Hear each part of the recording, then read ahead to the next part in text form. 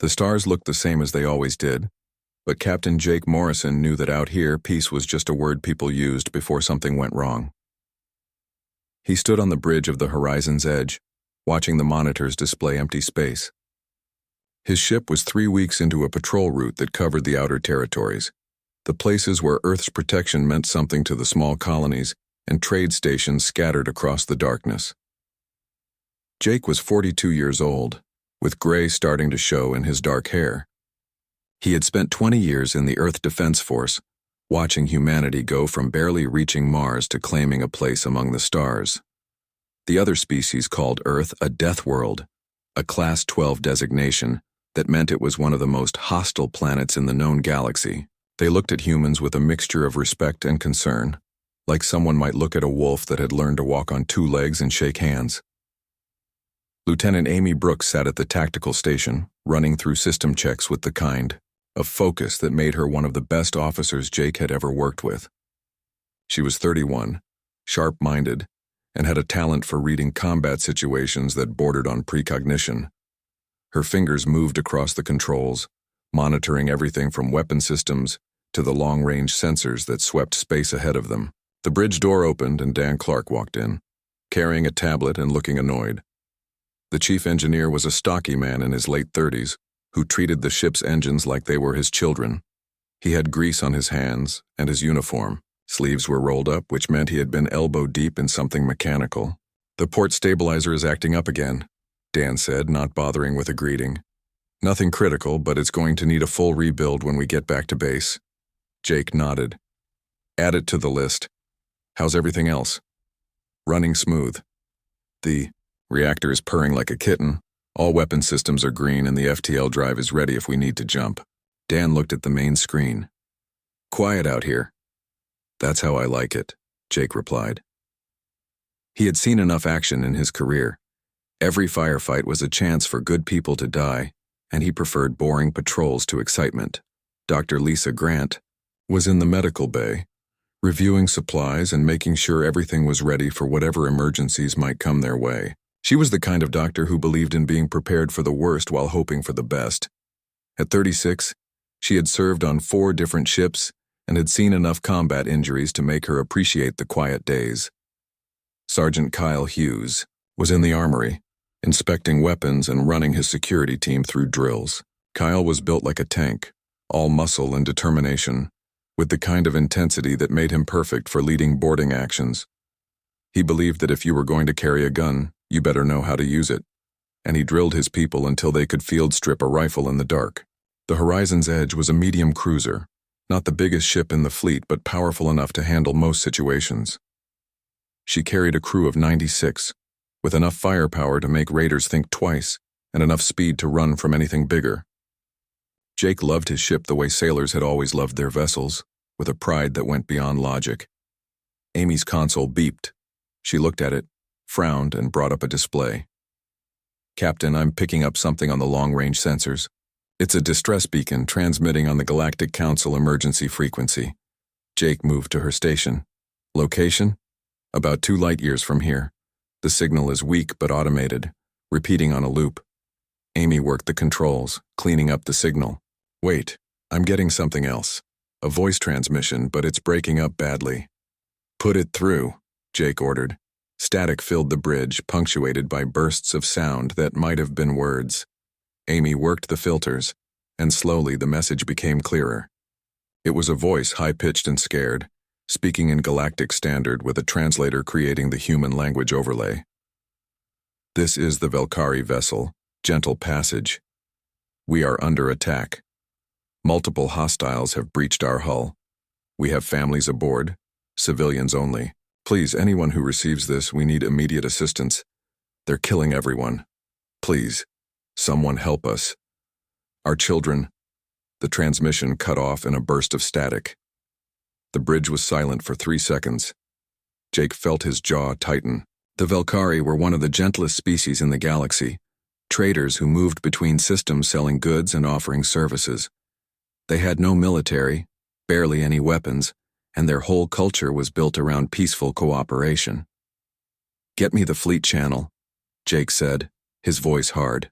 Amy opened the communication network that connected the 4 human ships on patrol in this sector. Channel open, sir. All ships, this is Morrison. We've intercepted a distress call from a Velkari civilian vessel under attack. I'm transmitting the coordinates now. We're going to respond with maximum speed. Acknowledge. The replies came quickly. Captain Greg Palmer commanded the Valiant Dawn, a heavy cruiser with enough armor to ram an asteroid.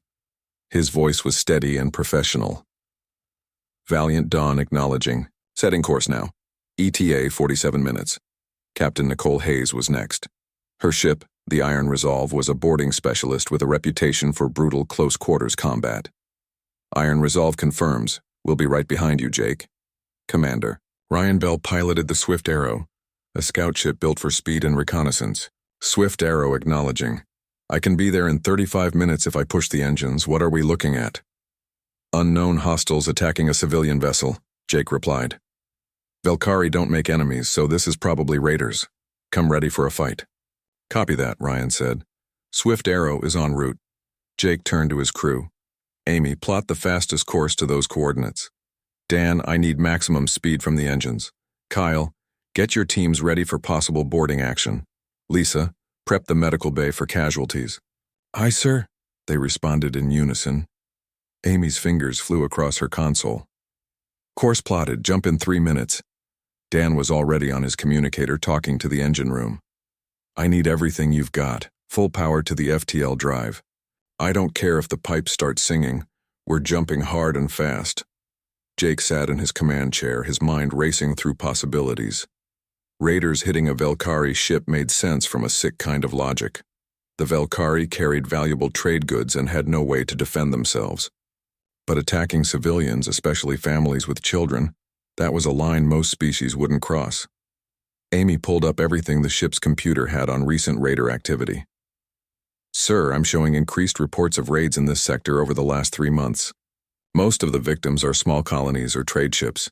No one's caught the attackers yet. Who do we think it is? Jake asked. Intelligence thinks it might be the Kreth, Amy said. They're a warrior culture from the Dracon sector. They've been expanding their territory and their raiding has gotten more aggressive. They're big, tough, and they think attacking weaker species is some kind of honorable tradition. Jake remembered the briefings about the Kreth. They were bipedal, heavily muscled, with natural armor plating and a society built around combat prowess. They had been careful to avoid human space so far, probably because they had heard the stories about what happened when someone pushed Deathworlders too far. The Kreth have been getting bolder, Amy continued. They hit a Talix mining station 2 weeks ago, killed a dozen workers. The Galactic Council issued a strongly worded letter. Jake's expression darkened. A letter? How effective? The Council doesn't like military action unless absolutely necessary, Amy said. Most species prefer diplomacy and sanctions. Most species didn't evolve fighting everything on their planet, Kyle said over the comm. He had been listening from the armory. I've got 20 Marines ready to go, Captain. If someone's hurting civilians, we'll stop them. The countdown to FTL jump reached 0. Amy looked at Jake.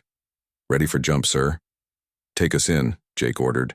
The horizon's edge shuddered as the FTL drive engaged. Space twisted around them, stars stretching into lines of light as they punched through the fabric of normal space. The sensation lasted only seconds, but it always felt strange, like falling without moving. They would arrive at the coordinates in 23 minutes. Jake hoped they wouldn't be too late. He thought about the voice on the transmission, the fear and desperation. Someone's parent, maybe someone's spouse, watching their family die and praying for help that might never come. Not this time, Jake thought. This time, someone's coming. The crew worked in focused silence, each person preparing for what they might find. Lisa made sure the medical bay had extra blood supplies and trauma equipment ready. Kyle distributed weapons and checked armor seals. Dan monitored the engines, coaxing every bit of speed he could from the systems. Amy ran through tactical scenarios, trying to guess what they would face. If it was the Kreth, they would have at least 3 assault ships, maybe more. The Kreth liked to overwhelm their targets with numbers and brute force. but they had never fought humans before. Jake reviewed the rules of engagement. The Galactic Council had strict protocols about the use of force. You were supposed to try communication first, then warning shots, then proportional response. It was all very civilized, designed for a galaxy where most species thought war was something ancient and barbaric. The horizon's edge dropped out of faster-than-light travel with a lurch that Jake felt in his stomach. The view screen immediately showed them what they had come to find, and it was worse than he had feared. The Velkari colony ship hung in space like a wounded animal. The gentle passage was enormous, nearly 2 kilometers long, designed to carry thousands of Velkari families between star systems as they traded and migrated. Now it drifted without power, its hull torn open in at least 7 places. Atmosphere vented from the breaches in frozen streams that caught the light of the nearby star, creating ghostly trails in the darkness. But what made Jake's blood run cold were the ships attached to the Velkari vessel like parasites feeding on a corpse. 5 assault craft were docked along the hull, their boarding tubes punched through the metal. They were angular, aggressive-looking ships painted in dark red and black. Kreth vessels exactly as Amy had predicted. "Scan the colony ship," Jake ordered, his voice tight. Amy's fingers flew across her console. The sensors swept the massive vessel, looking for life signs, heat signatures, anything that would tell them if survivors remained. The seconds stretched while the computer compiled data. Amy's face went pale as she read the results. "Captain, I'm reading no life signs in the main sections of the ship. Wait, there are some heat signatures in the rear cargo areas, but they're faint. Most of the vessel is cold." She looked at Jake and he could see the anger in her eyes. "Sir, based on the crew manifest we pulled from the distress beacon, there should be 423 Velkari aboard that ship. And how many life signs are you detecting?" 61, sir. All of them clustered in 3 small areas far from the breaches. The math was simple and horrible. Over 300 Velkari were dead.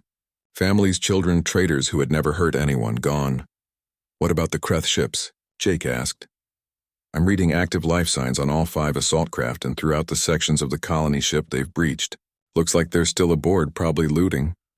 Amy brought up thermal imaging. "They're moving through the corridors in groups, carrying cargo back to their ships." Jake watched the screen, seeing the heat signatures of the Kreth warriors moving through the dead ship like ants stripping a carcass. They weren't in a hurry. They thought they had all the time in the world. The tactical display updated as the other human ships arrived. The Valiant Dawn appeared first, its heavy armor gleaming in the starlight. Seconds later, the Iron Resolve dropped in, followed by the smaller but faster Swift Arrow. The 4 human ships formed a loose formation, their weapons tracking the Kreth vessels. "Open a channel to the fleet," Jake said. "Channel open," Amy confirmed. "All ships, this is Morrison. You're seeing what I'm seeing. We're too late to save most of them." Jake paused, feeling the weight of what he was about to say. "But there are survivors, and the Kreth are still aboard. I need recommendations." Greg Palmer was the first to respond. His voice carried the controlled anger of a man who had seen too much violence in his career. "We follow protocol. Hail the Kreth. Demand they withdraw, and if they refuse, we disable their ships and hand them over to Galactic Council authorities. They killed over 300 civilians," Nicole Hayes said, her voice hard as steel. "We all know what the Council will do. They'll hold hearings, issue sanctions, maybe confine them to their home system for a few years, and the Kreth will laugh about it and do it again." Ryan Bell's voice came through next. "I'm monitoring Kreth communications. You're going to want to hear this." A new channel opened, and suddenly the bridge was filled with the sound of Kreth voices, translated into human language by the ship's computer. They were laughing, celebrating, sharing stories about the killing. One voice boasted about how the Velkari had begged, how their soft bodies had broken so easily. Another talked about the value of the cargo they were taking, arguing about who got the best pieces. The bridge crew listened in silence. Jake saw Dan's hands curl into fists. Amy's jaw was set so tight he could see the muscles jumping. Even Lisa, usually the most peaceful person on the ship, looked like she wanted to hurt someone. The Kreth communications continued. They were making jokes, treating the massacre like it was entertainment. One warrior described chasing a group of Velkari children through a corridor, before sealing the bulkhead and venting the atmosphere. The others thought this was hilarious. Jake had been in combat before. He had killed people in the line of duty, had made hard decisions that resulted in deaths. But this was different. This was murder for sport, cruelty for entertainment. These weren't warriors fighting a war. They were predators who had found defenseless prey. Ryan, are they saying anything about captives? Jake asked. Yes, sir. They're talking about taking some Velkari back to their homeworld. Apparently they want servants, and from what I'm hearing, worse things than that. The bridge was silent. Jake looked at his crew and saw his own fury reflected in their faces. Humanity had spent centuries learning to control its violent impulses, to build a civilization based on law and order, but underneath the polish, humans were still the apex predators of a death world, and some instincts went bone deep. The Kreth are noticing us, Amy reported. Their flagship is hailing us. Put it on screen, Jake said. The view screen changed to show the interior of a Kreth ship. The creature sitting in the command chair was massive, easily 8 feet tall even sitting down. Its skin was covered in natural armor plates that looked like they could stop a knife. 4 eyes studied the human ships with what might have been amusement. When it spoke, the translator gave it a deep, rumbling voice. Human vessels, I am Vorak, raid leader of this expedition. You are interfering in Kreth business. This vessel was derelict when we found it. We are claiming salvage rights under galactic law. Depart immediately. Jake stood, moving to stand directly in front of the view screen. I'm Captain Jake Morrison of the Earth Defense Force. That ship was broadcasting a distress signal. The Velkari aboard were alive when you attacked them. You murdered civilians. Vorak made a sound that might have been a laugh. The weak exist to serve the strong. This is natural law. The Velkari were too weak to defend themselves, so they became ours. Now they are cargo, and you have no authority here. I have all the authority I need, Jake said quietly. You killed families. You killed children. And under Earth law, that makes you murderers. Earth law means nothing out here, human. The Galactic Council recognizes salvage rights. We found a disabled ship and claimed it. If you interfere, you will be the ones breaking council law. Vorak leaned forward, his 4 eyes narrowing. And I have heard of human caution. You follow rules. You try to be civilized. You won't risk war over a few dead aliens. Jake was quiet for a moment. He thought about the voice on the distress signal, begging for help. He thought about the Kreth warriors laughing about killing children. He thought about the 61 Velkari still alive, huddled in the dark corners of their dead ship, waiting to be found and killed or worse. Amy, Jake said, not taking his eyes off Vorak. Send a message to the Kreth flagship. Tell them they have 60 seconds to release all Velkari captives, evacuate the colony ship, and prepare to be taken into custody. Yes, sir, Amy said. He could hear the approval in her voice. Vorak's expression changed. You dare threaten us? There are 5 Kreth assault ships here, human. Each one carries 40 warriors. We are the greatest fighters in this sector. You have 4 small ships. Do you really want to test yourself against Kreth steel? I'm not threatening you, Jake said calmly. I'm giving you a choice. Surrender now and you'll face trial. Refuse and you'll face us. Then you will face us and die. Vorak roared. All ships prepare for combat. Show these Deathworld cowards what real warriors. Jake made a cutting motion with his hand. Amy closed the channel and Vorak's face disappeared from the screen. All ships, Jake said into the fleet channel. Weapons free. Disable their engines first. If they return fire, destroy them. Anyone still aboard the Velkari vessel is to be neutralized. No Kreth warrior leaves this system alive. There was a pause. Then Greg's voice came through, carrying a note of concern. Jake, that's a kill order. The Council will crucify us for this. The Council can try, Jake replied. But those Kreth murdered 362 civilians and are joking about it. They're holding captives, and if we let them go, they'll do it again to someone else. So I'm making a command decision. Anyone who doesn't want to follow that order is free to hold position. But I'm going in. Another pause. Then Nicole spoke, and Jake could hear the grim satisfaction in her voice. Iron resolve is with you, Captain. Let's show these bastards what happens when you poke the Deathworlders. Valiant Dawn confirms, Greg said. We'll follow your lead. Swift Arrow is ready, Ryan added. I've wanted to shoot something all week. Jake returned to his command chair. Amy, target the Kreth flagship's engines. Fire when ready. The Horizon's Edge had been designed by humans who understood that space combat was about speed, accuracy, and hitting hard before the enemy knew what was happening. The ship's main railgun charged in less than a second. A projectile the size of a car accelerated to a significant fraction of light speed and crossed the distance to the Kreth flagship in the blink of an eye. The Kreeth warriors had fought dozens of battles against species across the galaxy. They had raided colonies, attacked trade vessels, and defeated every opponent they faced. They were strong, heavily armored, and trained from birth for combat. But they had never faced anything like the humans, who came pouring into their ships. Kyle Hughes led the first boarding, team from the horizon's edge. 20 Marines in, powered armor crossed the distance between ships and hardened. Boarding pods that punched through the Kreeth, hull like bullets through paper. The pods opened directly into the Kreeth assault ship's main corridor, and Kyle's team spread out in a formation that had been practiced 1,000 times. The Kreeth warriors rushed to meet them, confident in their superiority. They were massive creatures, each one weighing over 400 pounds of muscle and bone armor. They carried weapons designed for creatures their size, heavy rifles and blade arms that could cut through most armor. The leading Kreeth roared a battle cry and charged at Kyle's team. Kyle dropped to one knee, brought his rifle up, and fired a 3-round burst that caught the Kreeth warrior in the face. The creature's natural armor deflected the first round, but the second and third punched through and it fell without another sound. The Marines behind Kyle opened fire, and the corridor became a killing ground. The Kreeth had expected the humans to be afraid, to hesitate. Instead, they moved forward with mechanical precision, their weapons barking steadily. Every time a Kreeth warrior showed itself, human bullets found it. The Kreeth armor could stop some rounds, but human tactics had been refined over centuries of warfare. They aimed for joints, for the gaps between armor plates, for the eyes and mouth. One Kreeth warrior tried to close the distance, thinking it could use its superior strength in hand-to-hand combat. Kyle dropped his rifle, letting it hang on its sling, and pulled a combat knife. The Kreeth swung its blade arm in a wide arc that would have cut a normal human in half. Kyle ducked under the swing, stepped inside the creature's reach, and drove his knife up under the jaw where the armor was thinnest. The blade found the brain, and the Kreeth warrior collapsed. The other Marines pushed forward. The Kreeth warriors were tough, but they fought as individuals, each one trying to prove their personal courage.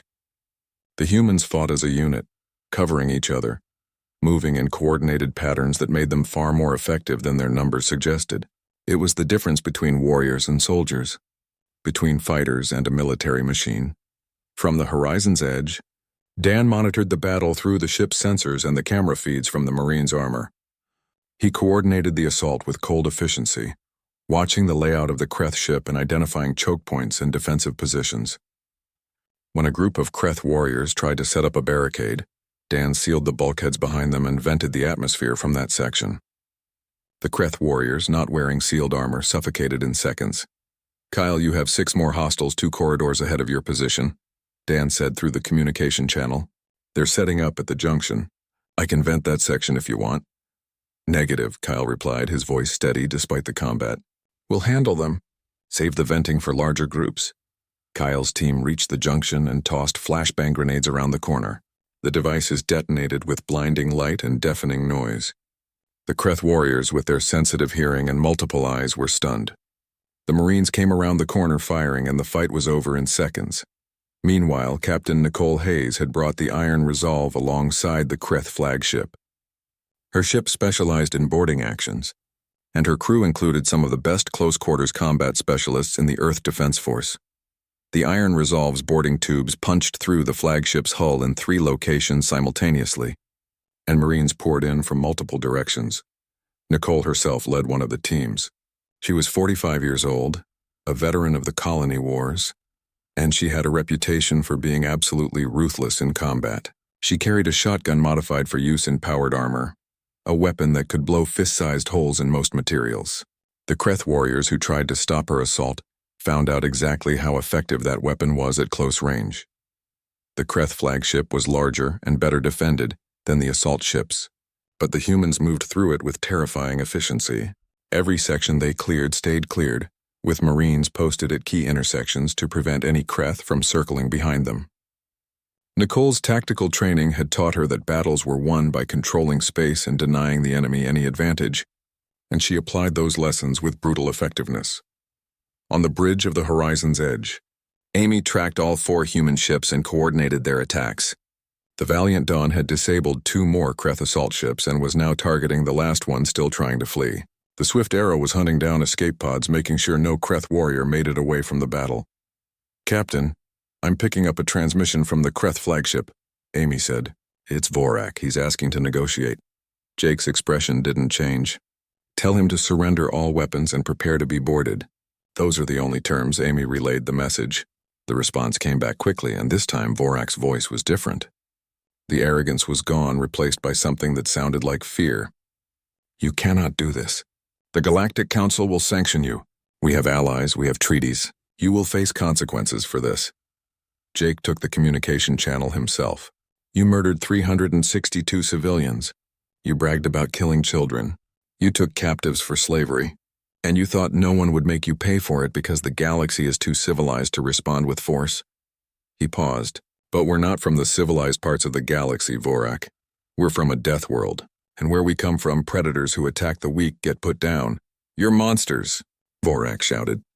You claim to be civilized, but you're just killers. We never claimed to be anything else, Jake replied calmly. We told the galaxy exactly what we were when we joined the Council. Earth is a Class 12 death world. Everything on our planet spent millions of years trying to kill us, so we learned how to kill back. We learned how to hunt things bigger and stronger than us. We learned persistence and patience and how to turn anything into a weapon. His voice hardened. You wanted to test yourself against humanity. Now you're learning what that means. The communication cut off.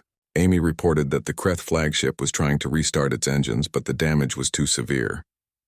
They were dead in space, and Nicole's Marines were already through the outer hull and moving toward the bridge. Greg Palmer's voice came through the fleet channel. Morrison, we've secured the 2 assault ships docked to the Velkari vessel. The Kreth aboard are neutralized. We're sending teams into the colony ship to search for survivors. Copy that, Jake replied. Ryan, what's your status? I've disabled the last assault ship, Ryan reported. It tried to run, but the Swift Arrow is faster. The ship is intact but powerless. Should I send a boarding team? Do it, Jake ordered. No survivors from the Kreth. Anyone who participated in this massacre doesn't get to walk away. There was a brief pause. Then Ryan spoke again, his voice careful. Jake, that's not capture. That's execution. I know what it is, Jake said, and I'm giving the order. These Kreth attacked civilians, killed families, and were planning to take captives as slaves. We're not going to arrest them and hope the Council does the right thing. We're going to make sure this never happens again. Understood, Ryan said. Swift Arrow is moving in. Lisa Grant had been monitoring the conversation from the medical bay, and now she spoke up on the command channel. Captain, I'm not arguing with your decision, but I want it noted that I disagree with executing prisoners. Noted, Doctor, Jake said. But they're not prisoners yet. They're still armed combatants on a hostile ship. They're trying to surrender, Lisa pointed out. And we're accepting their surrender, Jake replied. We're boarding their ships, securing their weapons, and making sure they face justice. If they resist, they get shot. If they surrender peacefully, we'll take them into custody. But one way or another, every Kreth warrior involved in this atrocity is going to answer for what they did. Kyle's team had reached the command center of their target ship. The Kreth warriors there had barricaded the door and were refusing to come out. Kyle could hear them inside, arguing amongst themselves about whether to fight or surrender. This is Sergeant Kyle Hughes of the Earth Defense Force. Kyle called out. You have 30 seconds to open that door, throw out your weapons, and come out with your hands visible. If you don't, we're coming in, and anyone still armed gets shot. Your choice. The seconds ticked by. Then the door opened and weapons clattered onto the floor outside. The Kreth warriors came out slowly, their hands raised. They looked terrified, their 4 eyes wide as they stared at the humans in powered armor. Kyle and his team secured them quickly, binding their hands and checking them for hidden weapons. One Kreth, younger than the others, was shaking so badly he could barely stand. Kyle looked at him and felt a moment of something that might have been pity. This one was probably on his first raid, excited to prove himself, thinking it would be glorious. Instead, he had participated in a massacre and now faced the battle ended 43 minutes after the first shot was fired. Jake stood on the bridge of the horizon's edge, looking at the tactical display that showed 5 disabled Kreth ships and his own fleet undamaged. The speed and efficiency of the human response had been overwhelming.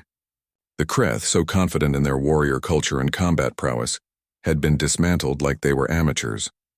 Amy was coordinating with the other ships, compiling reports. Captain, final count is in. We've neutralized 217 Kreth warriors. Kyle's team took 15 prisoners from the assault ships. Nicole reports that Vorak and his bridge crew are dead. Greg's teams have secured the Velkari vessel and are evacuating survivors now. Jake felt the weight of what he had ordered. 217 deaths. He had given the command that made this a killing rather than a capture operation. The Galactic Council would call it excessive force, maybe even murder. But when he closed his eyes, he still heard that voice on the distress signal, begging for someone to help them. He still heard the Kreth warriors laughing about killing children. "Get me a communication link to all the prisoners," Jake said. "Channel open," Amy confirmed. Jake spoke clearly, making sure every captured Kreth warrior heard him. "This is Captain Morrison. You participated in the massacre of 362 Velkari civilians. You attacked a ship that had no weapons, no military capability, and posed no threat to anyone. You killed families and planned to take captives as slaves. Under the laws of Earth and the laws of basic human decency, what you did is unforgivable." He paused, letting his words sink in. "You will be transported to the nearest Galactic Council station, where you will stand trial for your crimes. You will face the families of the people you killed, and if there is any justice in this galaxy, you will spend the rest of your lives paying for what you did." One of the prisoners, the young Kreth warrior that Kyle had interrogated, spoke up. "The Council will let us go. They always do. They will talk about rehabilitation and understanding. They will say that our culture is different and must be respected. We will be home in a year and we will raid again." Jake was quiet for a long moment.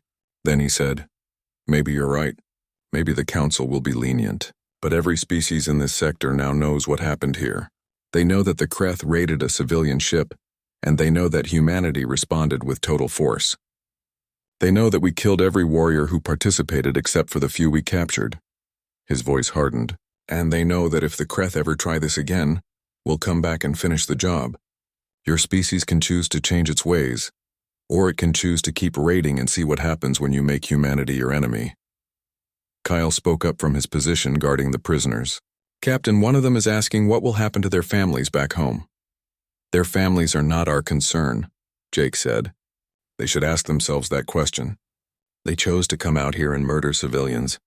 They chose to attack people who couldn't fight back. Those choices have consequences."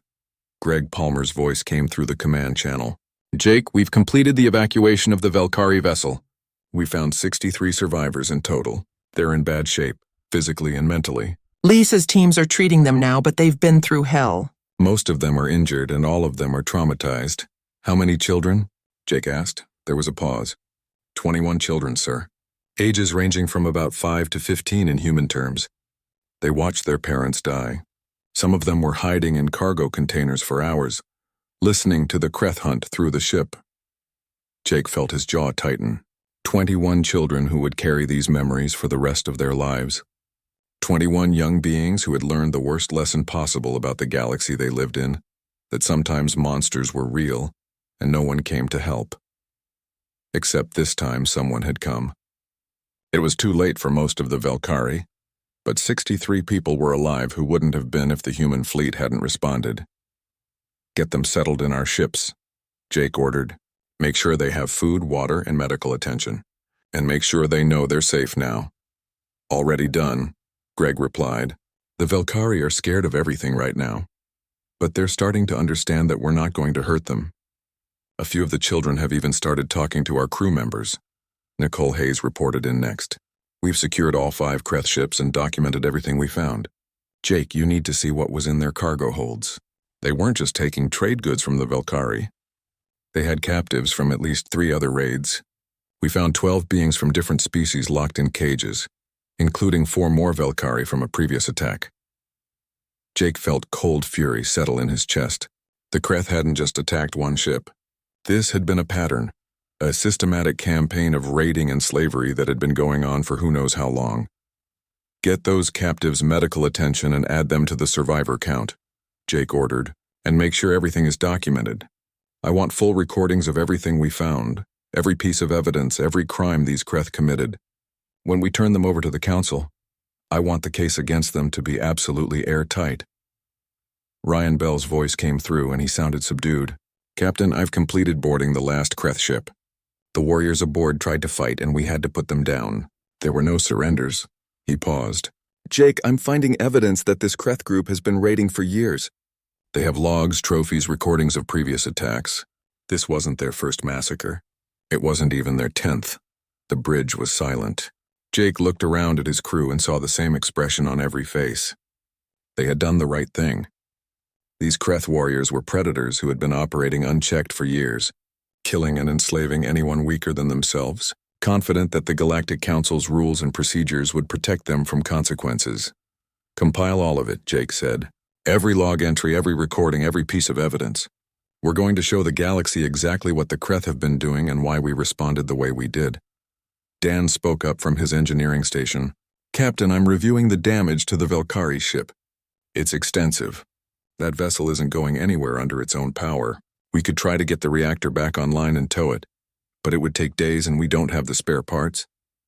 What about the survivors' belongings? Jake asked. Do we have time to salvage anything personal? Some, Dan said. The sections where the survivors were hiding are relatively intact.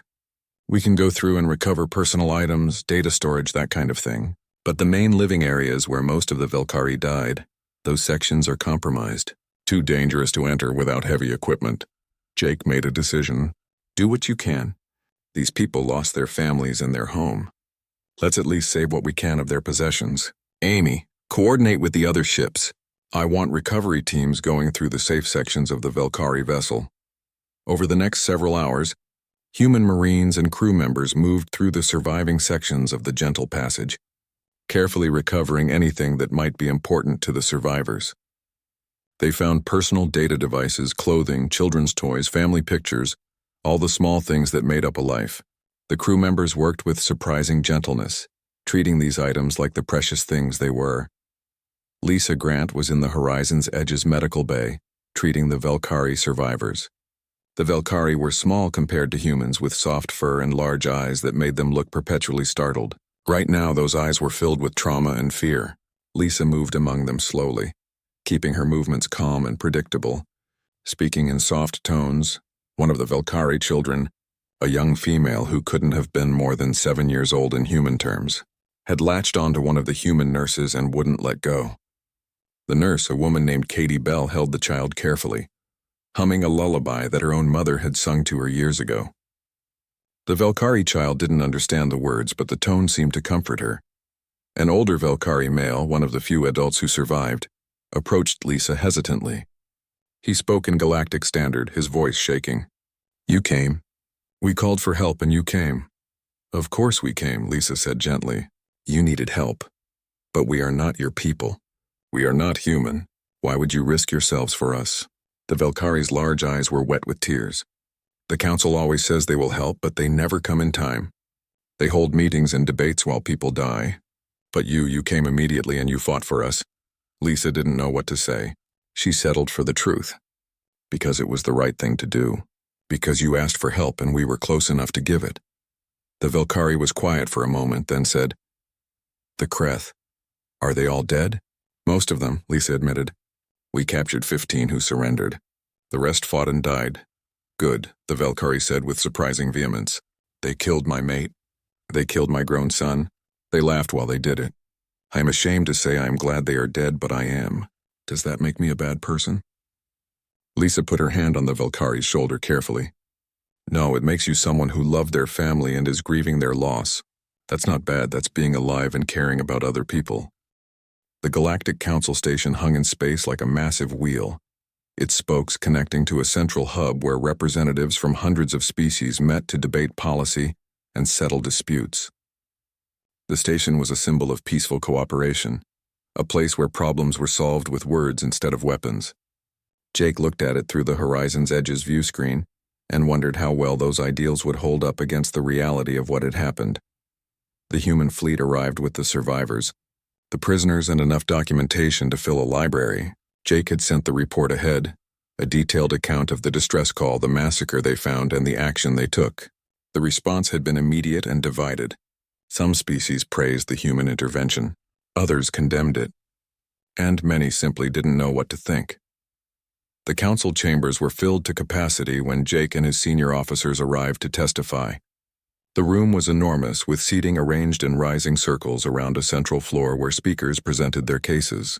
Representatives from hundreds of species watched as Jake walked to the center, his uniform crisp and his bearing military straight. Coordinator Vess floated above the assembly, a crystalline being that shimmered with inner light. Vess was one of the council's senior adjudicators, known for being fair but strict about following procedure. Its voice, when it spoke, resonated through the chamber like wind chimes. Captain Jake Morrison of Earth, you stand before this council to answer for actions taken in the Outer Rim territories. Your fleet engaged and destroyed a Kreth raiding party, resulting in the deaths of 202 Kreth warriors. You violated several council protocols regarding the use of force and failed to attempt diplomatic resolution before engaging in combat. How do you answer these charges? Jake stood calmly, his hands behind his back. I answer that every charge is accurate. We did engage the Kreth without attempting diplomacy. We did use overwhelming force, and we did kill 202 Kreth warriors who participated in the massacre of 362 Velkari civilians. A murmur ran through the chamber. Several species shifted uncomfortably. The Kreth ambassador, a massive warrior in ornate armor, rose from his seat and roared, "You admit to murder! You admit to attacking Kreth citizens who were engaged in legitimate salvage operations." "Sit down," Jake said, his voice cutting through the noise. "Your warriors murdered families. They killed children. They took captives for slavery. We have the recordings. We have their own logs bragging about it. Don't you dare call that legitimate." The Kreth ambassador started to respond, but Coordinator Vess interrupted. "Order. The human will present his evidence, and then the Kreth will have their turn to respond. Captain Morrison, you claim the Kreth committed atrocities. Please provide your documentation." Amy stepped forward with a data device. The central holographic display activated, showing the recordings that the human fleet had compiled. The council watched in silence as the evidence played out. The distress call from the Velkari, desperate and terrified. The thermal imaging showing the massacre in progress. The intercepted Kreth communications laughing about the killing. The recordings from the Kreth ships showing logs of previous raids. Trophies taken from victims. Evidence of systematic predation over years. The most damning piece of evidence was a recording found on Vorak's personal device. It showed him addressing his warriors before the raid, explaining how the Velkari would be easy prey, how they should take what they wanted and enjoy the killing. He specifically told them to leave no witnesses except the ones they wanted as slaves. The chamber was absolutely silent when the presentation ended. Jake saw representatives from dozens of species staring at the display with expressions ranging from horror to disgust. Even species that had been ready to condemn the human action looked shaken by what they had seen. The Velkari ambassador, a small female with soft gray fur, rose from her seat. Her voice trembled as she spoke. "Honored Council, I speak for my people. The humans came when we called for help. They came immediately without hesitation, without concern for political consequences. They fought to protect beings they did not know, from a species they had no quarrel with. They saved 63 of my people, including 21 children.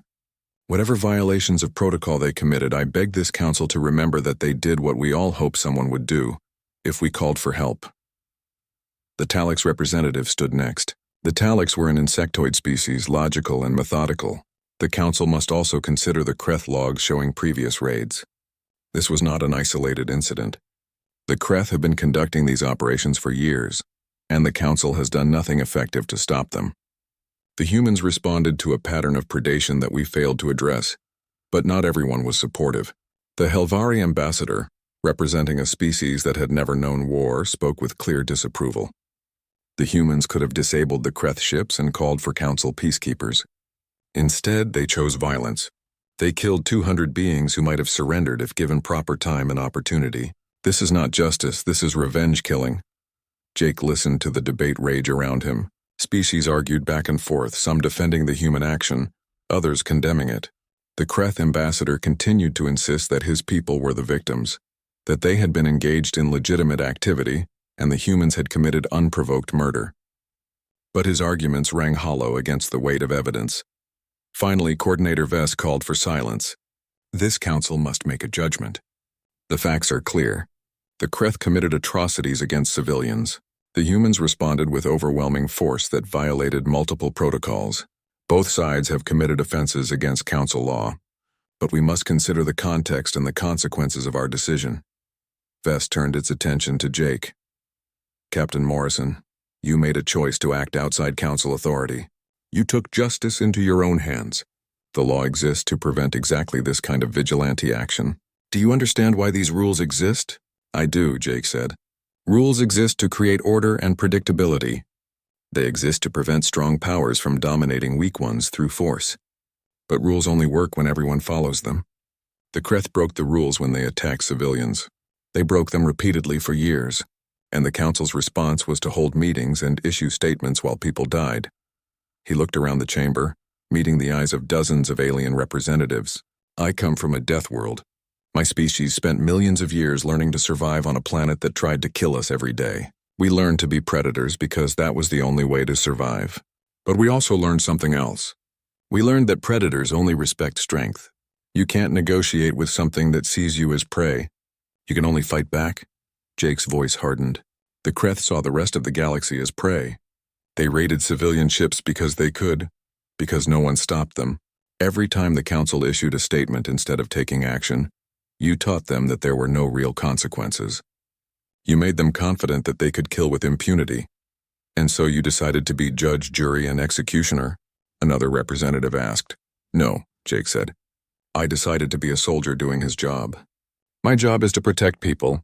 When I got that distress call, I had a choice. I could follow protocol, call for Council peacekeepers, and watch while the Kreth finished their massacre and escaped.